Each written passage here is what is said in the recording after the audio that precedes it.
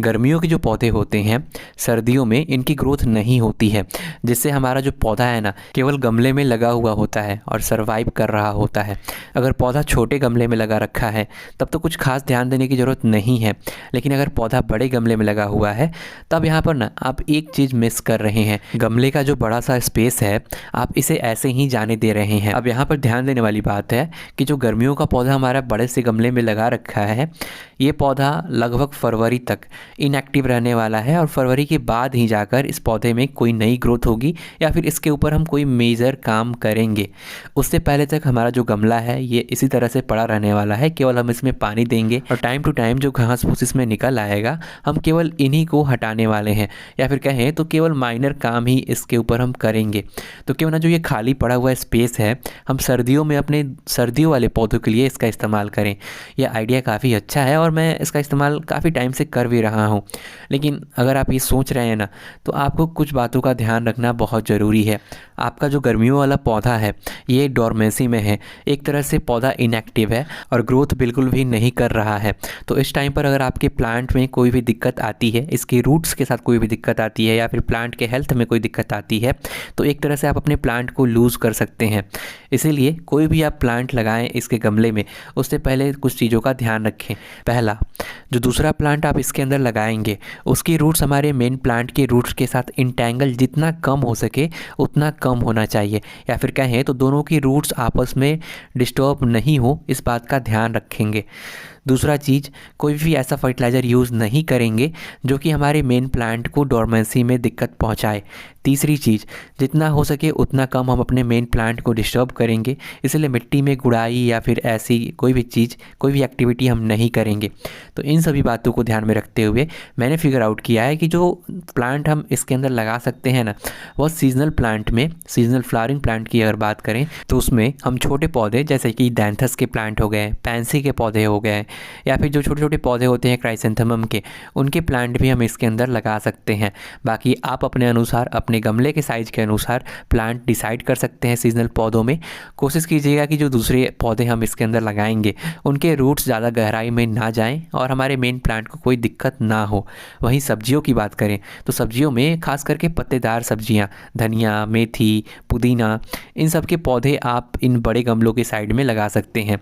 इन सब्जियों के जो पौधे होते हैं इनकी रूट्स ज़्यादा गहराई में नहीं जाती हैं, मिट्टी के सरफेस के ऊपर ही रहती हैं, जिससे काफ़ी कम टाइम में आपके प्लांट रेडी हो जाएंगे और आप इन्हें हार्वेस्ट कर सकते हैं। सब्जियों में एक बात मैं आपको और बताना चाहूँगा, कुछ ऐसी सब्जियां होती हैं जैसे कि अंडरग्राउंड सब्जियों में मूली, हमारे पास मूली हो गए, गाजर हो गए, इनके फ्रूट या फिर जो सब्जियां होती हैं इन्हें तो हम खाते ही हैं, साथ में इनके पत्ते का भी हम इस्तेमाल खाने में करते हैं साग के रूप में। तो मैं क्या करता हूँ ना कि कई बार मुझे मूली के प्लांट से मूली नहीं चाहिए होता है, मैं साग के लिए ही इन्हें ग्रो करता हूँ। तो मैं क्या करता हूँ कि जो मूली के सीड होते हैं मैं इस तरह के बड़े बड़े जो गमले होते हैं इसके साइडों में इस तरह से छिड़क देता हूँ। कुछ टाइम के बाद मूली के पौधे निकल आते हैं, पत्ते निकल आते हैं, और पत्ते जब साग के आकार के होते हैं तो मैं पूरे प्लांट को ही हार्वेस्ट कर लेता हूँ। इससे होता क्या है कि मूली बनने से पहले नीचे हम इसके पत्ते को, पूरे प्लांट को हार्वेस्ट कर लेते हैं, जिससे हमारा मेन प्लांट कोई भी दिक्कत में नहीं जाता है।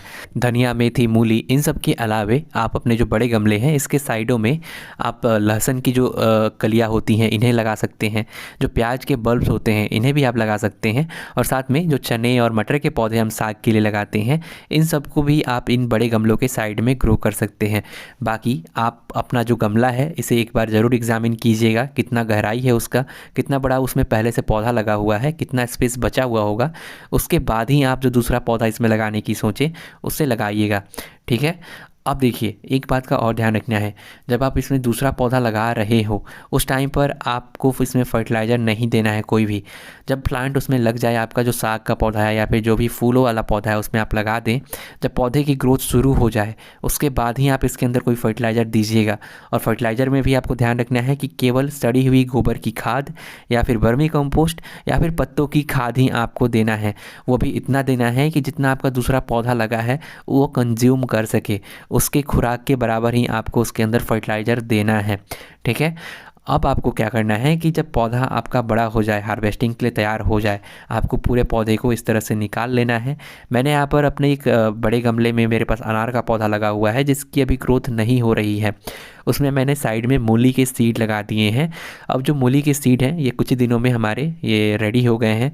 अब हम क्या करेंगे कि इस तरह से पूरे प्लांट को हम निकाल लेंगे, रूट्स को काट देंगे और जो पत्ते हैं, जो पौधे के पत्ते हैं, इनका हम साग के रूप में इस्तेमाल कर लेंगे अपने सब्जियों में। तो इस तरह से आप पूरी सर्दियाँ जो बड़े गमलों में खाली जगहें पड़ी हैं उनका इस्तेमाल कर सकते हैं और उनका यूज कर सकते हैं। बस ध्यान रखिएगा कि फरवरी या फिर स्प्रिंग से पहले तक आप अपने जो प्लांट उसमें लगाए हुए हैं एडिशनल प्लांट, उसको आप हार्वेस्ट कर लें या फिर उसको निकाल लें, ताकि फरवरी से आप अपने जो गर्मियों वाले पौधे हैं उनका केयर स्टार्ट कर सके, उनके ऊपर काम करना शुरू कर सकें। अब मैं आपसे पूछना चाहता हूँ कि आप सर्दियों में अपने जो बड़े गमले में खाली जगह होती हैं उनका इस्तेमाल कैसे करते हैं, नीचे कमेंट करके बताइएगा। और हाँ, इस वीडियो में इतना ही। I will see you in the next one. Bye.